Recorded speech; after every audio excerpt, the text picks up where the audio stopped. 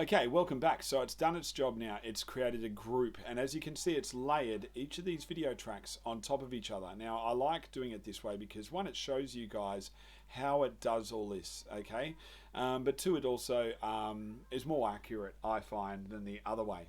And as you can see, there's some tracks that are sitting out wide, there's others that are sitting across here, there's one that's random one that's sitting right at the end there, which I think is going to cause problems moving down the track here.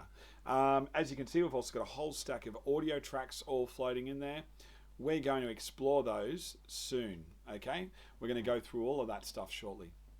What we're going to do now is, we've got all that stuff there. What I'm going to do now is right click up here, and I'm going to create a group. Okay, so when I click on create a group, it's going to create a new thing up in this bin here. So click create a group, and there we go. We've got a new thing up in this bin here. That is essentially your group. Okay, so I'm going to call this example 1. Okay, there we go. So there's my group of all of these shots. So this is essentially a clip containing all of these shots in there. Let me show you what that looks like. Before I do, I'm just going to sort of drag this out a bit. I'll open up my workspace. I'll break it away from there because I like to have everything sort of in its right spot. Okay, I'm going to grab the group and drag and drop it in there. And now let's just close that down there, and I'll open up my workspace again in here. There we go. Okay. So unlike the other shots which showed an actual clip, this one here has got a really different sort of logo in there. It's like a 4 squared box sort of thing going on there. I'm going to right click here, create a new sequence. I'm going to call that sequence example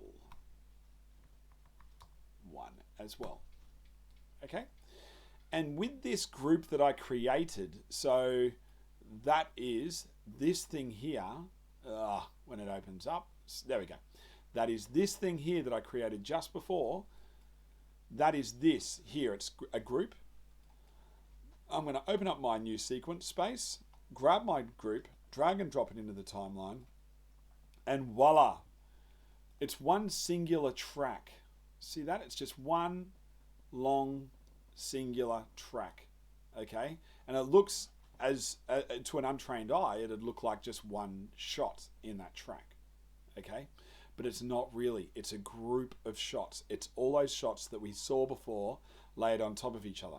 So how do we see it, and how do we start editing with that setup? Okay, really easy. Now I've already created these little fast tools over here, but let's just go back a step and see how I did that. Go to tools, I go to my command palette, and in my command palette there's an option there called MCAM, multicam. Okay, and as you can see, there's some tools that I've got down here. For example, this one here called 9 split, that's already been put in there. I've also got this one here called quad split. Don't you spit on me, sir.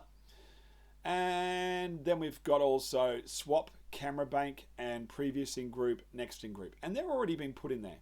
So as you can see, I can just sort of simply just click, drag, and drop that into a spare space. And it just creates a new button there. Okay, I didn't really need to do that one because I've already got that one there, but I just wanted to show you guys how to do that again. Okay, so I've done that. Okay, now I could also go to my keyboard, and I'll just go to my file, settings, and keyboard settings. And in my keyboard settings, I could actually drag and drop MCAM1, MCAM2, MCAM3, MCAM4 across my F2s to F10s, okay? But there is actually an easier way of doing that. If your keyboard has like the numbers on the side, the number values 1, 2, 3, 4, 5, 6, 7, 8 for your calculator, you can actually use those numbers as your multicam setting. So that's going to help us with that as well. Hang on a minute, we've got someone at the door. Hello, who's that? Dad. Yeah? So now I'm going to eat 3 vegetables. One of my chocolates up there. Only one. Yep. And guess what? What? Tomorrow we're going to watch Terminator. And I'm so excited for it. We're going to watch Terminator? Yeah, tomorrow. Oh, okay. And I'm so excited. Who said we could watch Terminator? Mummy. Does she know what Terminator is? Yes. Okay. See ya. If you haven't already gathered, it's close. It's actually Easter here at the moment, so my kids are hooked up on chocolate, and we're telling them to eat vegetables. So there you go, a little extra nugget for all those people that are paying attention to this tutorial. Okay, so now we've got our command palette sorted. I'm going to close that down.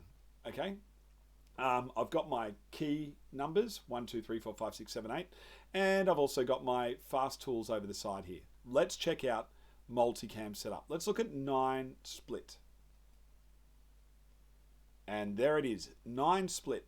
So all these tracks sitting in here are now layered on top of each other over here. Now we've also got 4 split. So it's going to show us just 4 of the tracks. In theory, it is, but it's not wanting to. I don't know what's going on there. Let's go back to 9 split and have a look at that again. I don't know what it was doing there before. Okay. The next one we've got is swap camera bank. So we've got 24-ish, 25 actual shots within this group here. So we're not going to be able to see all of them in here. So what we can do is swap the camera bank, and it's going to go to the other clips. I'll just swap it again. There we go. There we go. And there we go. Okay, so that was what my 4 split was doing. I'll go to my 4 split again now that I'm at that initial camera bank, and I'll just swap my camera banks again. And again. And I'm not entirely... There we go. And there's our camera bank sitting there. I'm not entirely sure why it's being a bit clunky like that, but anyway. So this is how we look at multicam. Okay, but how do we edit with multicam? It's really easy. Okay, so let's say I want to start on this shot here. This is the shot that I want to start with.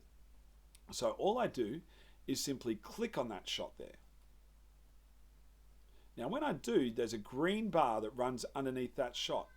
Now if I press play, and as you can see, it's now in that composer window there. Now my playback is going to be a dog's breakfast, and the reason why it is because I'm doing a screen capture, I'm editing 4K footage, and I've got 4 4K footage files sitting right here to look at. So of course it's not going to play nicely with me.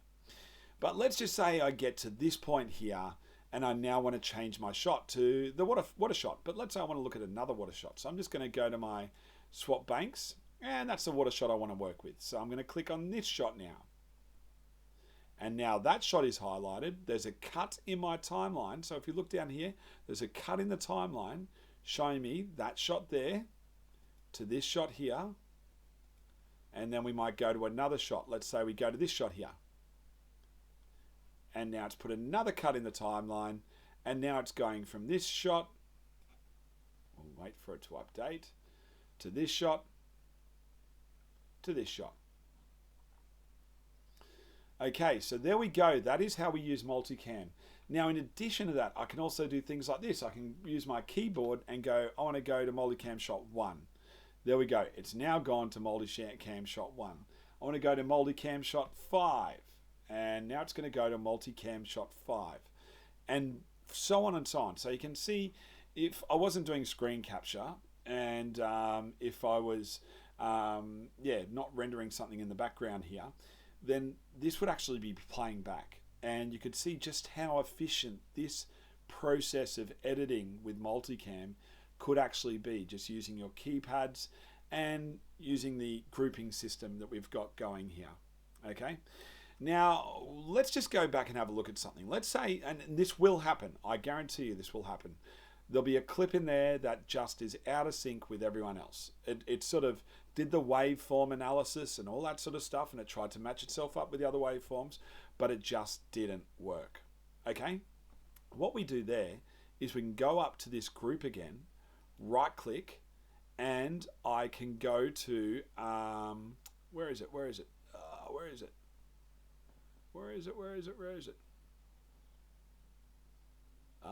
are you? Edit group. Sorry, it was right there all along. My old eyes are just not like what they used to be. Edit group.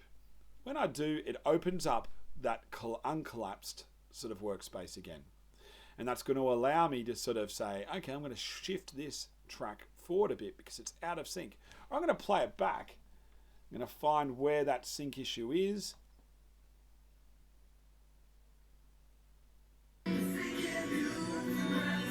and there are sync issues sitting in there. So I can tell just by listening to that audio that there's sync issues going on there.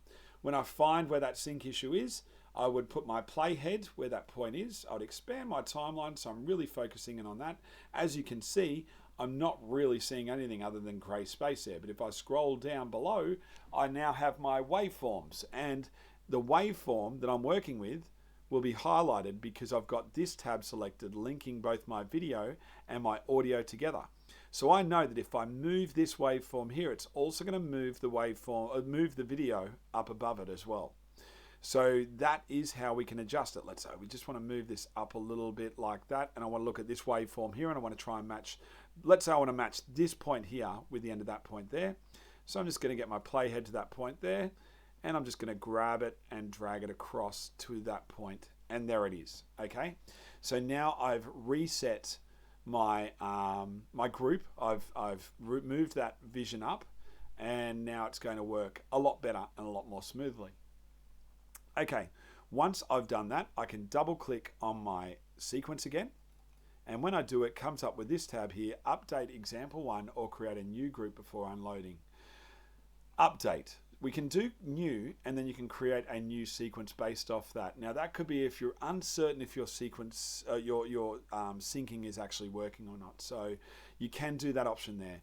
I tend to avoid that one because you end up cluttering your bin with a whole stack of new sequences and stuff like that. The one I'm going to do is just go update. Okay, now it's updated that sequence. Okay, now whenever I do anything like that, chances are it's probably, that clip is probably still going to be playing out of sync because there's one extra step that you have to do. Go to your sequence, right click again, and you're going to go down to refresh sequence. Now when you do color adapters with shots, like let's say you've shot in a LUT and you want to, let's say you've shot in a log sort of system and you want to put a LUT over the top of all your video files, you put it over there, it's not going to show in your sequence straight away. What you need to do is refresh your sequence and add those elements in there. Okay, and as you can see, there's a whole stack of things in here: aspect ratios, motion adapters, color adapters. There's a whole stack of things in there. Group edit is what we just did. Okay, group edits. What I always do, just to make sure that everything's up to date in my sequence, is I simply click all. It's saying exception because it had already automatically done that for me, so I didn't need to do that. So it's just saying that's an exception. Okay, there we go. So that is how we work within our timeline, and that is how we work within multicam. I hope that's been a bit of help for you guys. There's a whole stack of information in there to sort of digest and work with, but believe me, like, multicamming is a great way of editing music videos, sports sort of films, anything where you are going to be shooting multiple camera shots, or anywhere where you're going to be sort of resetting with the same shot over and over and over again. Multicam can come in really handy to work out what shot it is that you want to work with. Hopefully that's helped you out lots, and I'll see you for the next tutorial. Goodbye.